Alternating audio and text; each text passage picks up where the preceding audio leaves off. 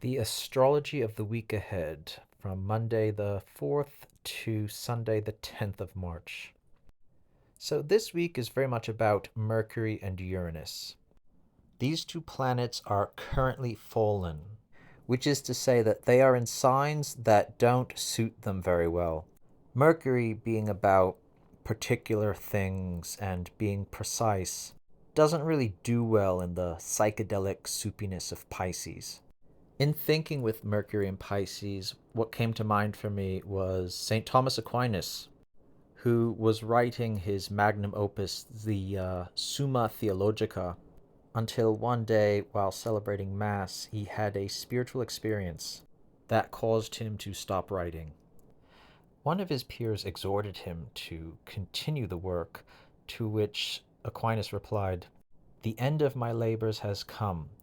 All that I have written appears to be as so much straw after the things that have been revealed to me." That episode in the life of Aquinas is very evocative of Mercury and Pisces. Aquinas was a great writer, great intellectual, but nevertheless was left gobsmacked by what he experienced and was unable to articulate it. So too is Mercury in Pisces. Pisces is very much about ineffable truths, for one thing, and Mercury just can't grasp that type of thing. Hence, Mercury being in his fall in Pisces. Quick side note, St. Thomas Aquinas' original feast day was March 7th, which takes place this week, which is why I felt it apropos to give him a quick shout out in this forecast. So, moving right along to talk about Uranus. Uranus is a very revolutionary planet who definitely likes to shake things up quite a bit, and therefore does not appreciate the fixed and earthen nature of Taurus. Uranus feels very trapped and confined in Taurus, hence Uranus's fall in that sign. So, what happens this week is that these two misfits get together. On Monday, they form a sextile to each other, which is a harmonious aspect suggesting concert between these two planets. What came to mind in contemplating this configuration was a conspiracy by two people who are very much out of their element, down on their luck, who decide to get rich quick. There is a trickster quality in both Mercury and Uranus that kind of lends itself to this metaphor I'm outlining. So, depending on where these two planets are in your chart, there might be some kind of plan that emerges that is going to that might seem quite ambitious but alluring.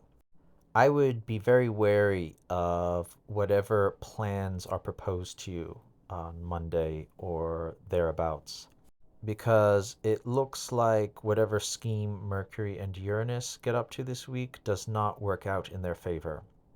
Come the weekend, Mercury conjoins Neptune, who is the outer planet ruler of Pisces and very much in his strength there. So here Mercury gets utterly dissolved.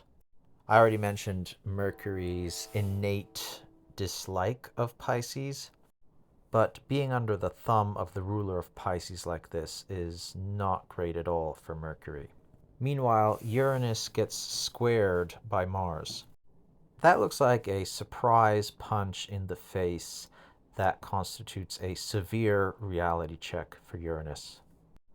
Then Mercury ingresses into Aries, which looks like Mercury finally getting back to business. While not especially dignified in Aries, Mercury certainly gains a great deal of strength by leaving Pisces. And by leaving Pisces, Mercury no longer makes an aspect to Uranus. So the Mercury Uranus stuff does not work out. It's almost like whatever spiritual boundary dissolving experience Mercury conjunct Neptune is, it's like it inspires Mercury to get a job again, which is described by Mercury entering Aries.